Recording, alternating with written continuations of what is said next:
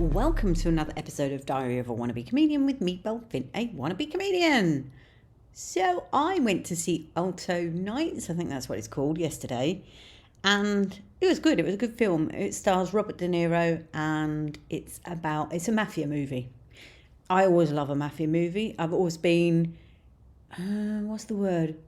interested in that topic from quite a young age. And I don't know why.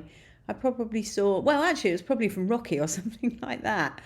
And although technically I don't think I realised that Rocky was working for the mafia until much older, because I saw that film quite young actually, back in the 80s.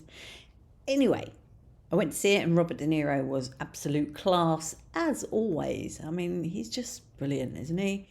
My only criticism of the movie is they had two leading characters, so Robert De Niro played one, Frank, can't remember his surname, and the other one was Vito. So they grew up as friends. They were immigrants into New York, presumably, and they grew up as friends and grew up through the ranks and so on and so forth. But there was rivalry.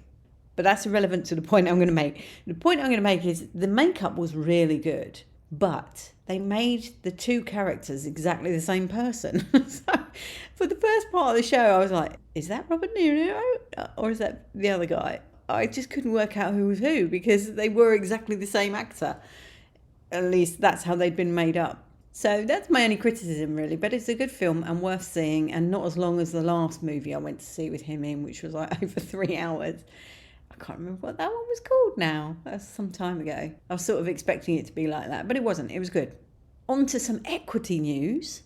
I told you that I'd been voted in as a representative to go to conference. Well, I've now booked my ticket. So it's official. I'm going to Ireland in May. So I'm looking forward to that. And I received a ballot paper because they're voting for the general secretary, one of the top jobs. And there's actually some competition this time. So it's been the same guy, I think, for some years. And this time there's another guy in the running. But, you know, it's really difficult for me because they put a little blurb together on the document, you know, that you can read what they stand for and so on and so forth. And the new guy is all about variety. So obviously that makes him quite attractive to me, because, you know, I'm variety officer. I think variety is very much underrepresented in equity. And so it makes it quite attractive. But it's quite clear. It's a little bit like the Tories and Labour. So Labour were giving it all the mouth about what they were going to do when they got in. And then when they got in, they did none of it because they hadn't really got a clue what they were doing. And that's the feeling I get here. Is it's easy to say stuff, but actually, do you know how to deliver this? And of course, the other guy was far more measured because he's been doing the job for a long time. And he knows how easy and how difficult it is to do anything in these environments. And the other point I noticed is in order to be put forward for that role, you need to have 50 people support you. And they had all the names under each of them.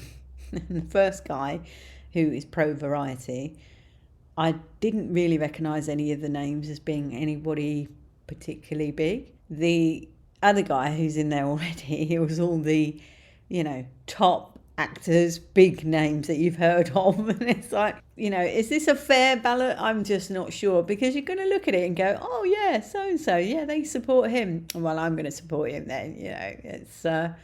It's a funny one. I don't know what to do. I'd like to just vote for variety because I think that's the right thing to do, and perhaps it will get more representation. But, you know, the arguments just weren't very strong, really. So, anyway, I know that there will be a lot of equity people will be horrified that I've compared them to the Tories and Labour. But, you know, that's say it like I see it. Say it like I see it. That's it, really. Don't have anything else to say. Much love and gratitude.